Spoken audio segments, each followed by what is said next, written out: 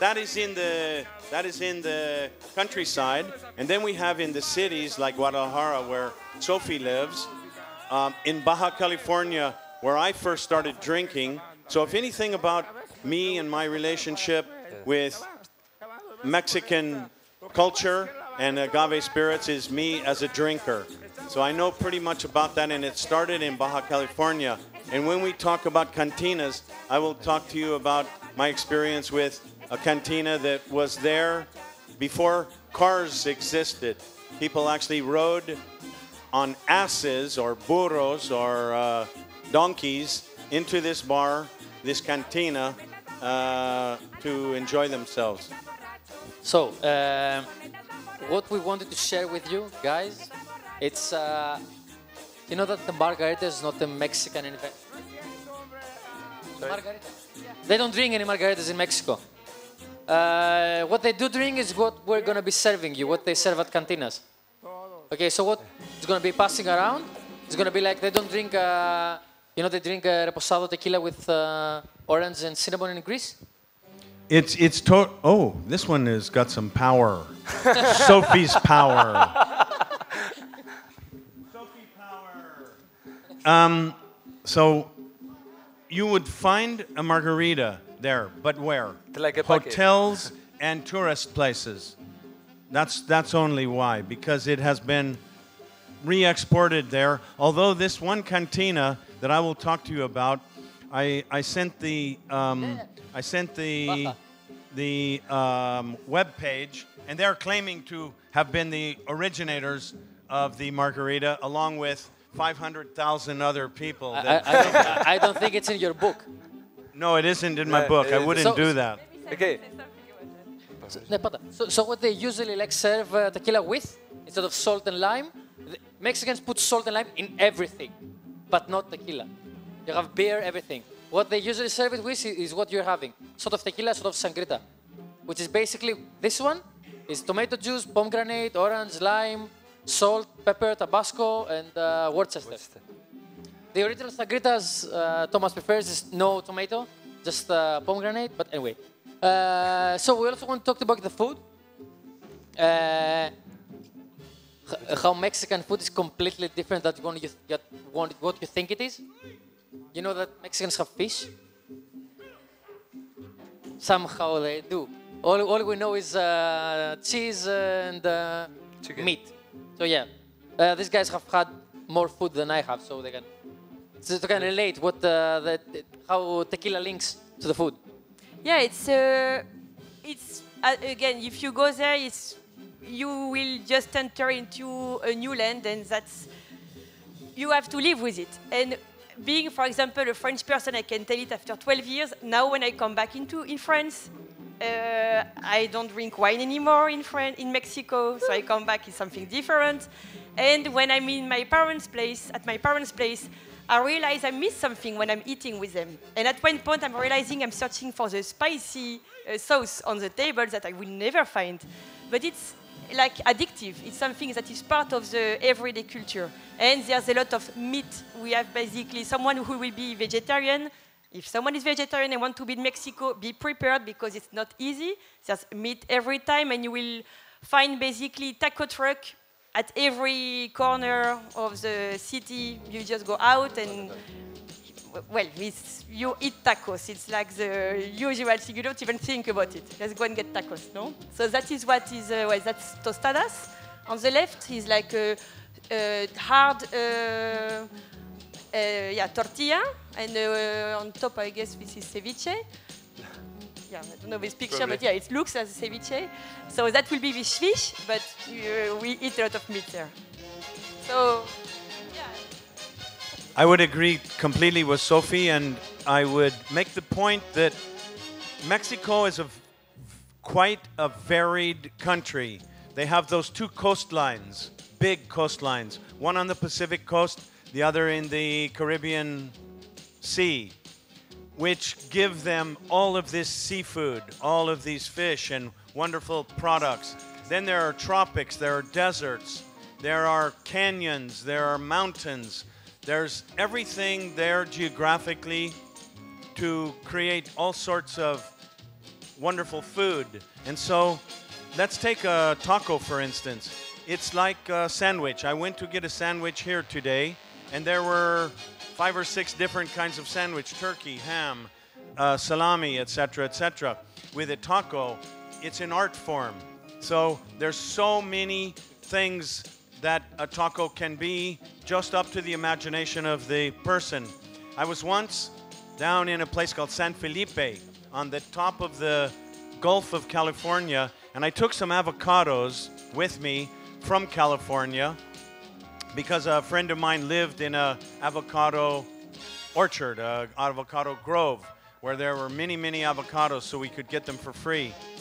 I took them to a lady selling tacos on the street, and I traded her some avocados for some tacos. Yeah? I came back later in the afternoon. What were her tacos? With avocado in them. That's inventiveness. That's imagination. Yeah, and as you were describing the sandwiches you could get there, if you go to a taco truck, you will have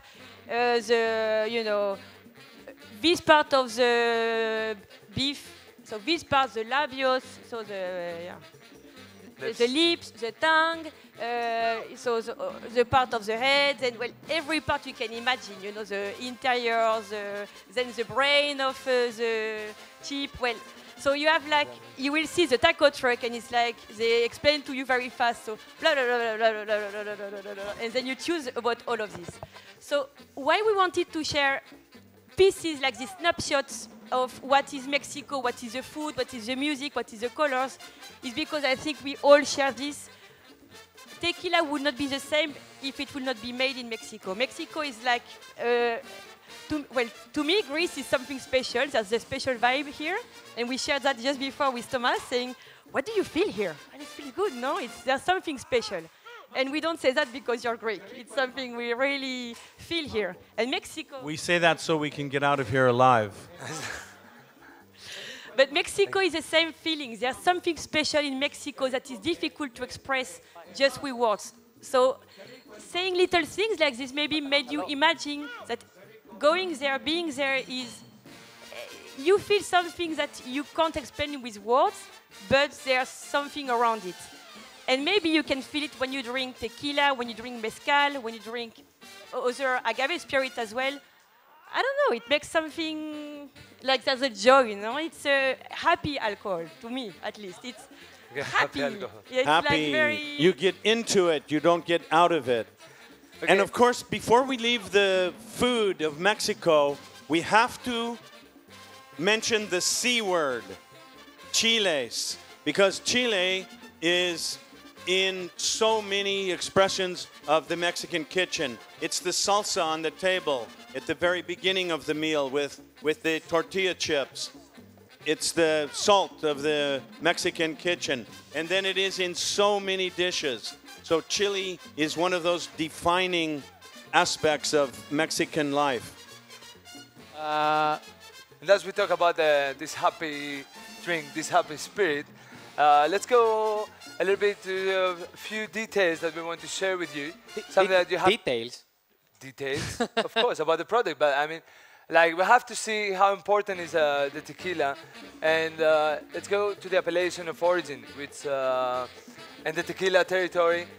And let's, George, are you going to explain to the people? So guys, very, very quickly, you know this stuff. Tequila can be produced in 5 states. 98% is produced in Jalisco. 5. So, all of the tequila is produced in Jalisco, let's say. Most of it. Go. Yes. And Nayarit, they can produce tequila. But, you see Guadalajara in the middle, on your left, you have the Tequila Valley, on your right, you have the Highlands. And who better to talk about the Highlands than Tomas? So we find that the physical parts of Jalisco are very different to one another. In Tequila Valley, do we have the pointer? Yeah. Stelios? There, Tequila Valley, we have a certain altitude, soils, temperatures day and night, which are very different two over there around us. And because of those natural conditions, which the French label as terroir, I believe, Sophie, those agaves that grow there create the same variety, that is, the same variety of agaves will create a different tequila, a different product, the same way that the same variety of grape will create a different effect. Actually, if we really concentrate on terroir, it would actually create a different plant 1 meter apart, even 1 centimeter, even 1 millimeter, because there is that much diversity when we, something to drink. Who else has, are we drinking alone? Salud. No. That's a paloma, una paloma blanca. So, I feel so guilty drinking. Are you all have a paloma with you? No, they have batanga, Okay. probably. Some of them. Let's drink to Mexico. Salud!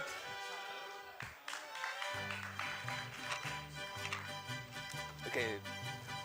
Oh, I don't know who has this drink, but it's very, very good. Yes. So here we have the valley, which has a valley condition. The heat gets trapped in there. The soil is volcanic because there is a volcano there, and it's quite the soil of a valley, which would be fertile and easy to grow things in. Valley soil is like that. Can you say a few words about the tequilas from the Tequila Valley? How someone can really understand where the tequila is coming from?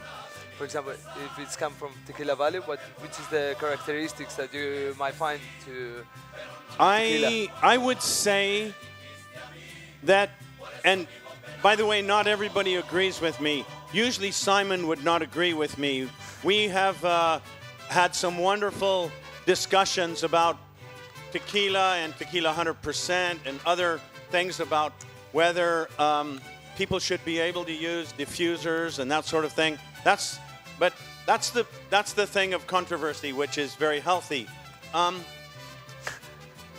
I would say that the tequilas from the Tequila Valley are characterized by a tequila that used to be made only with agaves from the valley, and that's Herradura. I would say it's a very forward, masculine, earthy, forward tequila, as opposed to a tequila that is still made by 100% agaves only from the highlands, and that's Don Julio, which is quite soft and recessive and easy. We've been to both the distilleries together, I think, Simon. So did that explain that? That it's a bit like, let's say, the Pinot Noir, which is up in Nuit Saint-Georges. A Côte de Nuit is very full, very masculine, forward. Pinot Noir. If it's grown down and produced down in Volnay or Pommard, then it's more subtle, it's softer, it's more feminine.